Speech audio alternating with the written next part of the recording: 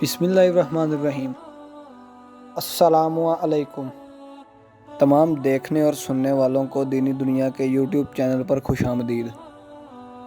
آج ہم جس سبز رنگ کے گنبد کو گنبد خضرا کہتے ہیں، یہ وہ گنبد ہے جو حضور صلی اللہ علیہ وآلہ وسلم کے حجرہ مبارک پر تعمیر کیا گیا ہے۔ اس گنبد کو کس نے تعمیر کروایا اور اس گنبد کو تعمیر کرنے کی ضرورت کیوں محسوس ہوئی؟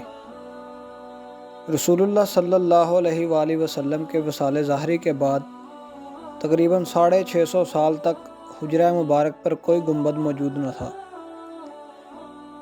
بلکہ چھت پر صرف آدھے انسان کے قد کے برابر چار دیواری تھی۔ جب خلافت عباسیہ کا ابتدائی دور شروع ہوا تو اس وقت علماء و صالحہ حضرات کے مزارات پر گنبد کی تعمیر کا سلسلہ شروع ہوا۔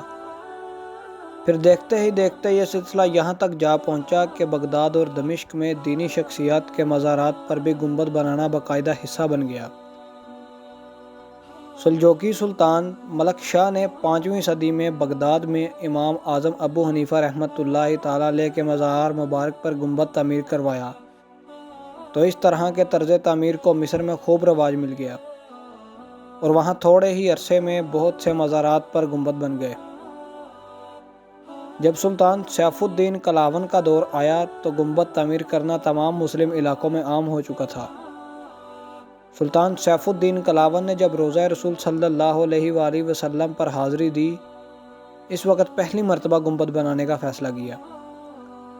سلطان سیف الدین کلاون چونکہ مصر سے تعلق رکھتے تھے اور گنبد تعمیر کرنا مصر میں بہت مقبول تھا، جس کی وجہ سے سلطان سیف الدین کلاون نے مصر کے معماروں کو بلوایا، جنہوں نے 678 ہجری بالمطابق 1269 عیسوی میں حجرہ مبارک پر پہلی بار گنبد تعمیر کیا، جو کہ سیسہ پھیلائی ہوئی لکڑیوں کے تختوں کی مدد سے بہت ہی خوبصورت گنبد بنا۔ پہلا گنبد تقریباً 1 صدی تک عاشقان رسول صلی اللہ علیہ وآلہ وسلم کی آنکھوں میں ٹھنڈک پہنچاتا رہا۔ پھر وقت گزرنے کے ساتھ ساتھ تختوں میں سے کچھ لکڑیاں کمزور ہو گئیں۔ اس وقت سلطان سیف الدین کلاون کے بیٹے سلطان ناصر بن کلاون کا دور حکومت تھا، جس وجہ سے گنبد اقدس کی خدمت کرنے کا موقع سلطان ناصر بن کلاون کو ملا۔ اس کے بعد سلطان سیف الدین کلاون کے پوتے سلطان اشرف شعبان بن حسین بن محمد نے 765 ہجری میں خدمت کرنے کی سعادت حاصل کی۔ جب 1 صدی گزری تو اس بات کی ضرورت محسوس ہوئی کہ گنبد شریف اور پنج گوشہ شریف کے احاطے کو تعمیر کیا جائے۔ پنج گوشہ شریف ان دیواروں کو کہتے ہیں جو حضرت عمر بن عبدالعزیز رضی اللہ تعالی عنہ نے اپنے دور خلافت میں تعمیر کروائی تھی۔ ان کو بنوانے کا مقصد یہ تھا کہ روضہ رسول صلی اللہ علیہ وآلہ وسلم کی دیواروں میں فرق آ جائے تاکہ یہ مسجد الحرام یعنی کہ خانہ کعبہ کی طرح نہ لگے۔ سلطان اشرف قائتبائی نے سب سے پہلے ایک نمائندے کو گنبد شریف اور پنج گوشہ شریف کی تحقیقات پر مامور کیا۔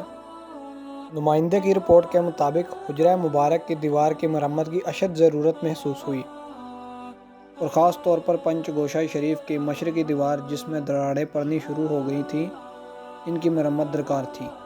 چنانچہ 14 شعبان 881 ہجری کو پنج گوشہ شریف کی مشرقی دیوار کے متاثرہ حصے کو نکال لیا گیا، ساتھ ہی حجرہ مبارک کی پرانی چھت بھی ہٹا لی گئی اور مشرقی جانب تقریباً 1/3 حصے پر چھت ڈال دی گئی، جبکہ باقی کی 2/3 حصے پر چھت نہیں بنائی گئی۔ اس پر تینوں مبارک قبروں کی سرحانوں کی جانب نقش دار پتھروں سے ایک چھوٹا سا گنبد حجرہ مبارک پر تعمیر کر دیا گیا۔ اس چھوٹے گنبد پر سفید سنگ مرمر لگایا گیا اور پیتل کا حلال نصب کر دیا گیا۔ مزید مسجد نبوی کی چھت کو بلند کر دیا گیا تاکہ چھوٹا سا گنبد حلال سمیت مسجد نبوی کی چھت کے نیچے آ جائے۔ پھر اس کے اوپر بڑے گنبد کی تعمیر کا کام 17 شعبان 881 ہجری کو شروع ہوا۔ یہ کام 2 ماہ تک جاری رہا، جو کہ 7 شوال 881 ہجری کو اختتام پر پہنچا۔ 13 رمضان المبارک 886 ہجری کو جب مؤذن اذان دینے کی غرض سے منارہ رئیسہ پر گئے، چونکہ فضا پر بادل چھائے ہوئے تھے، اچانک بجلی منارہ رئیسہ پر گری جس سے مؤذن شہید ہو گئے اور مینارہ رئیسہ مسجد نبوی قدیم کی طرف جا پہنچا، جس سے آگ لگ گئی۔ ساتھ ہی گنبد کو بھی نقصان پہنچا، جس سے کچھ ملبہ حجرہ مبارک میں حاضر ہوا۔ فوری طور پر تعمیری خدمت تو کر دی گئی، مگر مکمل تفسیر سلطان قاتبائی کو 16 رمضان المبارک کو پہنچا دی گئی۔ سلطان نے 100 معمار مصر سے روانہ کیے۔ سلطان کے حکم سے جس گنبد کو نقصان پہنچا تھا، اسے مکمل طور پر ہٹا دیا گیا۔ اس کی جگہ 892 ہجری کو ایک نیا گنبد بنایا گیا، جو صدیوں تک قائم رہا۔ جب عثمانی سلطان محمود بن سلطان عبد الحمید خان اول کا دور آیا، سلطان عبد الحمید خان اول نے قائتبائی سلطان کا بنایا ہوا گنبد شہید کروا کر پھر سے 1233 ہجری بالمطابق 1818 عیسوی کو نیا گنبد تعمیر کروایا، جو آج تک عاشقان رسول صلی اللہ علیہ وآلہ وسلم کی آنکھوں کو ٹھنڈک دیتا آ رہا ہے اور انشاءاللہ ہمیشہ دیتا رہے گا۔ آخر میں دعا کرتے ہیں کہ اللہ تعالی ہمیں روضہ رسول صلی اللہ علیہ وآلہ وسلم پر حاضری نصیب فرمائے۔ امید کرتے ہیں کہ آپ کو یہ ویڈیو پسند آئی ہوگی۔ آپ سے گزارش ہے کہ اس ویڈیو کو لائک، کمنٹ اور شیئر کر دیں، اس سے ہماری حوصلہ افزائی ہو جاتی ہے۔ اور نیچے دیے گئے لال رنگ کے سبسکرائب کے بٹن کو دبا دیں اور ساتھ دیے گئے بیل کے آئیکن پر بھی دبا دیں، تاکہ ہماری ہر نئی آنے والی ویڈیو کا نوٹیفیکیشن آپ تک بآسانی پہنچ سکے۔ اب آپ سے ملیں گے ایک نئی ویڈیو میں، ابھی کے لیے دیں اجازت۔ اللہ حافظ۔